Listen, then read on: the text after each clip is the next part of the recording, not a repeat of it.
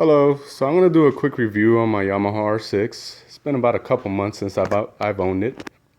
Um, I have about over 1,100 miles on it. Took it to one track day already. Got to feel it out really good. I go to the track quite often. I ride the crap out of my machines. I don't really have too many complaints about the bike as of yet. Other than the rear shock. The rear shock is not really the best rear shock for my weight. Supposedly it's meant for somebody who's about 180 pounds. I'm 190 pounds, but with all my gear on and stuff, I can imagine I'm probably 210. It is not so stable around corners, and I'm one of those knee dragger guys. You need the bike pretty stable to, I mean, you don't have to, but you would prefer that the bike is nice and stable for when you're going around the corner, not jumping up and down. You want to be in control, and this rear shock is a no-no. The front suspension is good. I got some front suspension adjusters. They work great. I got them on eBay. I think they were like 12 bucks or something like that. It was super cheap. They just go right on like nothing. Got a little sock reservoir for my brake reservoir. It was got it for the front and back. Also on eBay, paid $12 for both. Not each, for both. Okay. Got the Vortec rear sets. I recommend Vortec rear sets because I've crashed on them before and they saved my bike. Not this bike, but another bike that I've owned. And you know, it's anything that I've experienced on, I got to see how they work. I mean, they work. They work. Let's just leave it at that. They're very good to protect the bike.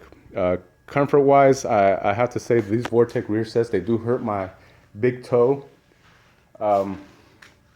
This adjuster here, my big toe, the nail kind of covers over, and I always try to scoot my toe forward more and try to kick it up as I upshift, but this thing hurts so much.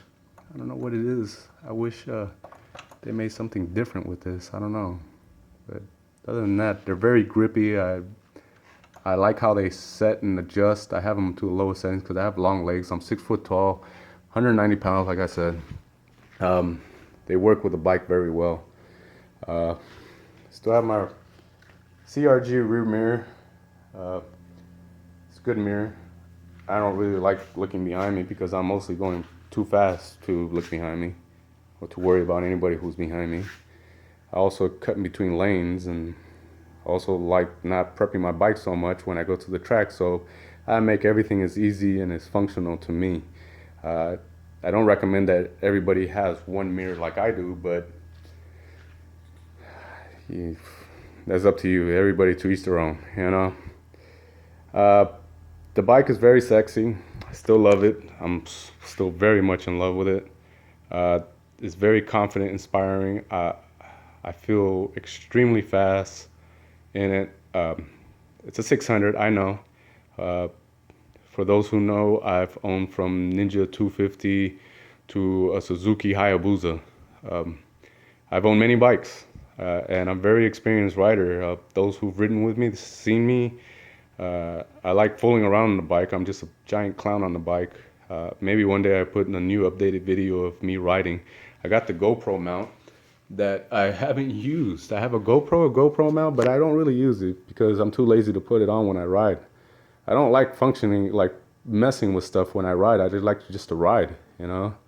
So I tried, and I'll get a video up eventually, but for now, I mean, I just haven't remembered to put it on.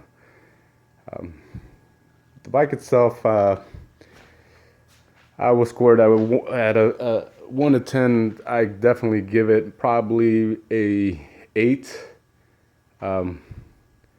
Mainly because the suspension could be a little bit better. The brakes on it are awesome. The power in it, the delivery, how smooth it is under 7,000 RPMs is awesome. For the city, I cruise around the city sometimes. I'm going through parking lots, neighborhoods, keeping it under 7,000 RPMs.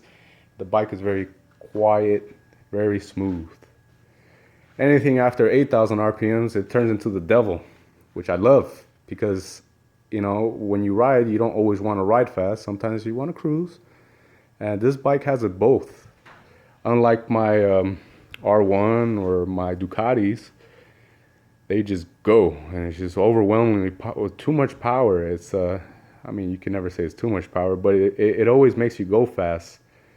And with this bike, you don't have to go fast. You could actually cruise in this. So I definitely recommend it for more beginner rider because it's more forgiving.